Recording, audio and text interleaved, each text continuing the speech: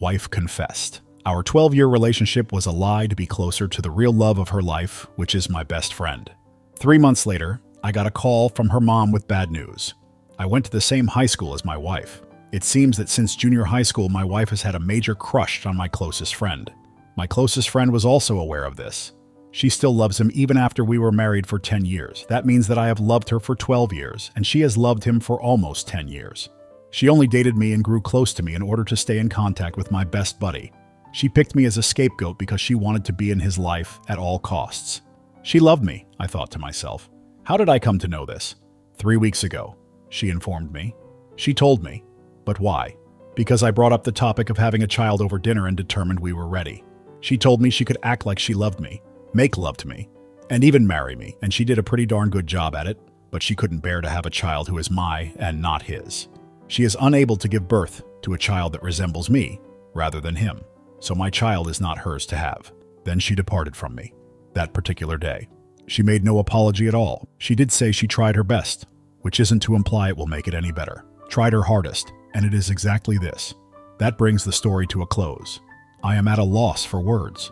I tried calling her, sending her emails, sending her texts, and all of that, but she simply disappeared. Not only that, but I haven't contacted my best friend. I am aware that they are not paired. At this point, if she does wind up with him, I might actually be pleased for her. I'm not even sure if this is normal, yet here I am, feeling nothing at all. This has the feel of a long play. I doubt that I even transcribed this correctly. I apologize. It's a chaos right now. Edit, just to be precise. 1. Before this, we had discussed children. Actually, a few occasions, but up until now, I wasn't really serious about it. She stated that she simply wanted to have fun while we could and wasn't really interested having children yet. I had no idea that would have such a different meaning for her. 2. She stated unequivocally that she had no desire to be in a relationship with my friend. She informed me that, for as long as she can remember, she doesn't really see herself in a relationship with him. She told me that this whole one-sided love is kind of a permanent habit that she can't break, which I know sounds strange, at all. I was too crazy at the time to even ask about some of the issues I had and wanted her to address, so I'm not sure if she sought counseling for this. 3. Divorce. I'm not sure how I'm going to handle this. I had a deep affection for this girl, this female. I still do, to sound even more insane. No, I have no intention of staying married. Now that I think about it, this marriage was always going to fail. I'm simply too exhausted right now to bother looking for a therapist, psychiatrist, or lawyer. I want to talk to her before taking legal action, even though I'm aware that I'm also strange. I just can't do any of that right now, even though there are still a lot of things I want to ask her, talk about, hear about, and be angry about. 4. My friend most likely is unaware of her ongoing emotional state.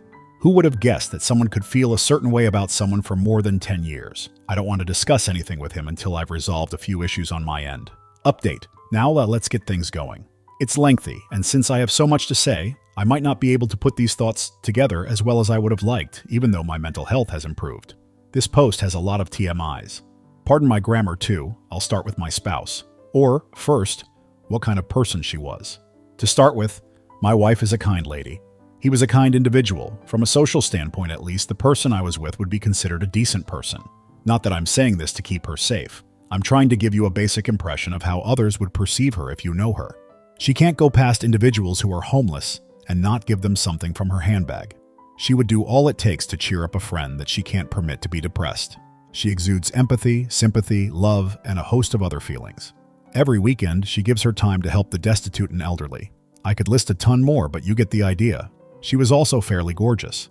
I fell in love with her for that reason. She was a sweet, astute, and generous individual. An ideal woman. No one else could have been my preference. As I've already indicated, we were all friends, and when she started showing interest in me, I also started to develop feelings for her really quickly. Why would I be hesitant? She was, as I mentioned, to me, the embodiment of a dream girl for a man. I might have been her first love interest. I'm positive that she never had sex with another man. I don't think she actually had an opportunity to have a sexual relationship with someone because her family was strict, and she lived with them till she was married. Thus, in short, yes, she's first to me. Never in a million years would I have suspected that the moments we spent together were all lies. Okay, her nasty secret was kept to a goddamn decent degree. My whole focus was on bringing this woman joy. If it meant saving this woman, I would have killed for her. I cherished every aspect of her. From the very core, I went above and above to please her. That's why being betrayed hurts so much at the moment. If she never really loved me, was that really a betrayal? since I truly believed she was in love with me. How, after all, could someone claim to be in love with someone for over a decade and ask for affection, hugs, and kisses? Honestly, would you want to spend time cuddling with a man you have never loved? Really, would you want to sleep in the same bed as a man you've never loved? Is it truly desirable to grasp the hand of someone you have never truly loved? Is that truly what you would want to do, to legally wed a man you have never loved? Can you truly declare you love them with someone you have never loved while staring into their eyes? Really? For more than 10 years? Really? Is acting thus good for someone? Wouldn't she have harbored a tiny, sentimental, restrained part of me in her heart? Did she truly? Really, though. Never. Cherished me? Once, even? Really? Not ever, even once? It's true that I am probably in denial and that I probably will remain for a while. It seems that you may accomplish all those things without truly loving them, which continues to amaze me. Let us now discuss my present circumstance. Last night, after asking my friend what's new and having a little drink, I eventually brought up this conversation. It wasn't a simple topic to discuss. In plain English, I want to say, my wife married me because she loved you. He was obviously taken aback. Most likely it's equal to how much I was. It took him a long time to think of something to say. Even after she left, it appears that she never got in touch with him. To my astonishment, she never actually got in touch with him directly after that, save from our occasional little dinner get-togethers. She didn't really participate in those dinner parties either, to be honest. He responded with, "Did my wife ever say that she had feelings for you?" In response, he stated, "Yes, a very long time ago.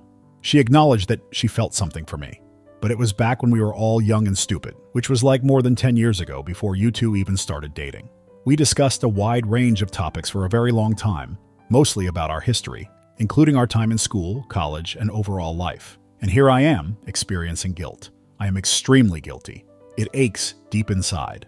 My egotistical self thought it would be a good idea to talk to him about this messy story, even though he wasn't required to be involved in it. I'm sorry I did that. Despite the fact that it was not his responsibility, he apologized. I'm a bad person for doing this. Regarding my spouse, in 2 weeks we will get together. She left an email stating that she is in another nation because she felt the need to go away to gather her thoughts and will return in 2 weeks if you are wondering why. She asked whether I was cool with it, which is why I'm meeting with her. She would like to have a conversation. I consented to it. I want to ask her a lot of questions. It's been weeks since I've slept well. I'm worn out. Update 2. During those few months, things really took a turn for the worse. This is my update then. To put it briefly, I am a widower because my wife passed away. She died, and it was a suicide, despite your thoughts of what the duck after reading this. Soon after she sent me the email, we had our meeting. Unbelievably, it wasn't attractive. I was ugly in the end, even though I thought I could pull myself together. Never in my life have I been so used, and never have I cried so much. I truly, sincerely understood what betrayal meant. I basically asked her the same questions over and over again. Why did you marry me? How could you do this to me? And why have you decided to tell me this now? She didn't really address my questions in a clear manner. She didn't say much and simply provided responses that heightened my feelings. Her one memory is that she said, "I'm sorry." After a few more pointless exchanges, I declared my desire for a divorce. It was one thing to not love me, but it was quite another to trick me for 10 years. She consented to it. We separated and called it quits after realizing we needed a year apart before getting married. I sincerely told her to screw off and never come near me ever again. She passed away. I received a call from my mother-in-law a week after she departed, informing me of her passing. After taking a medication, she fell asleep once more. She didn't leave anyone with a note or any remarks. That was all. She just vanished from sight. A funeral was held, but I was unable to attend. My closest friend left, and I hope that makes her happy. 3 months have passed since her death. I've had a severe trauma, and ever since, I've been going to therapy. Hasn't gotten any better, but at least I'm operating at the very minimal level of humanity now. I doubt I'll ever be able to move past this experience. My whole being is broken, and I am unable to operate as I once did. My life has been shattered. I'm not even sure whether I've structured this piece in a way that makes sense. I apologize if it's a mess. I did the best I could with this. My narrative might frighten some people, or some might even think it's fiction. If you think it's a lie, that's actually not a big deal. Even I find it difficult to believe this, and I'm still processing. I guess I'll never know what her real desires were from me or what she really felt, but she did a pretty darn excellent job of haunting me for the rest of my life, if that was one of her goals. This marks the final post I will ever create and publish. For me, life has lost all meaning, yet I must continue.